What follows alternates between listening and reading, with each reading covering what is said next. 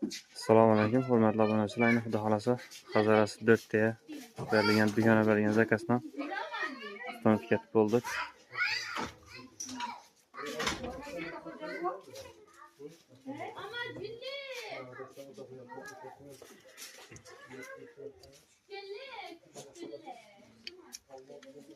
Kimga shunday dukona mebellar kerak bo'lsa, bemalol Bog'ot Gold mebeldan murojaat qilaversa, qo'ldan tayyorlab beramiz.